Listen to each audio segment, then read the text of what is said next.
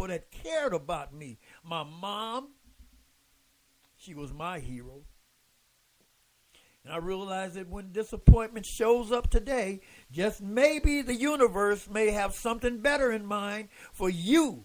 But I'd also like to say a lot of times we need to reevaluate our own expectations of ourselves. And if we can learn to look for the lesson in a difficult situation, because every disappointment can bring opportunity for growth. Well, it has for me. And I kind of just look at what I had control over today and moving away from things that I can't control. Huh?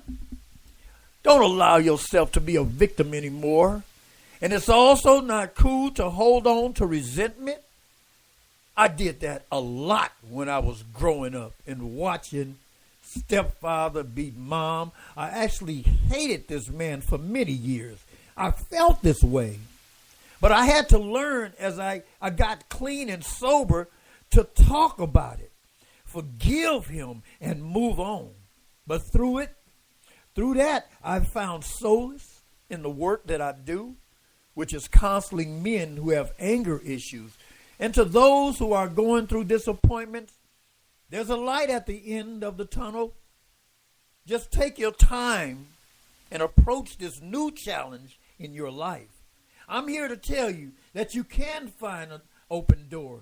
Just keep going. Keep walking toward the light.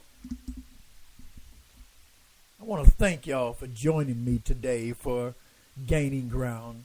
And I'm your host. I'm Dale Ray.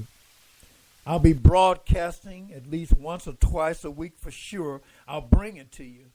Go to www.gainingground.us if you want to send a donation.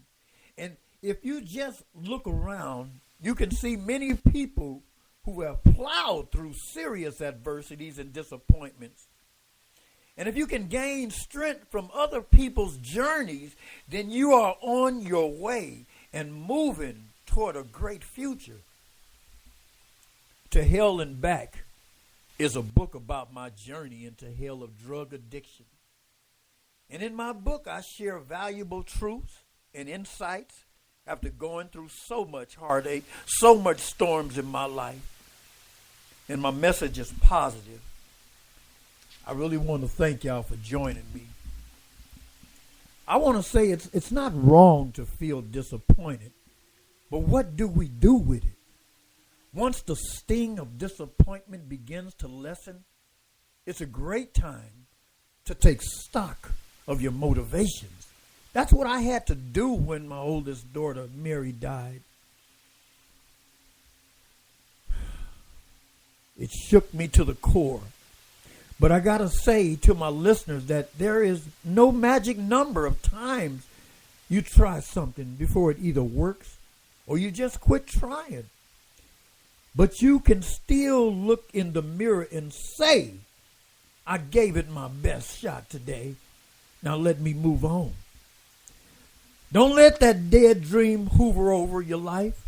It's toxic. Buckle down, my listener. Get up. Get off of that pity party. Because if you just lay down and give up, people just going to run over you anyway, like they did me when I was sleeping in the alley. So you got to take that newfound clarity and decide in your mind that this is worth going after. It's worth going after it again, but with a new plan to reach your goals. You can do it.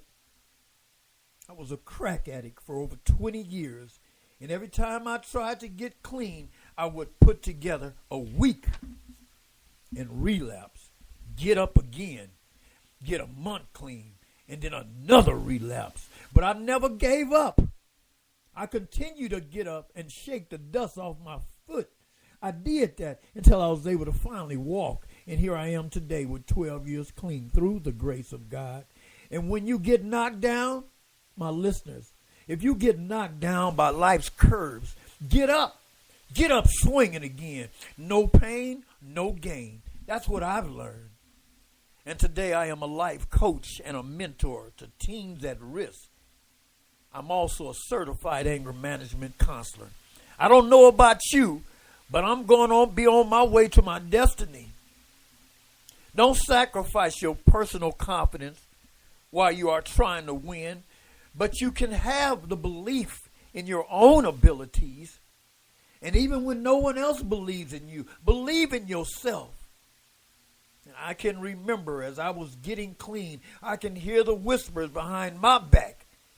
Dale Ray won't make it. He'll be back out here again, homeless, with a crack pipe in his mouth. And so when you run into those naysayers, climb that mountain, even if they think you can't.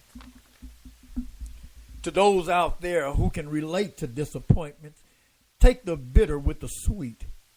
And if you can develop that winning attitude, there is nothing that can stop you.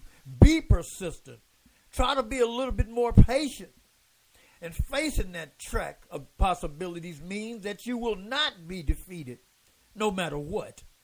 I got to tell you that when you are faced with disappointments, you can also turn it into a stepping stone on the path to success. In other words, success is your destination, and failure is how you get there.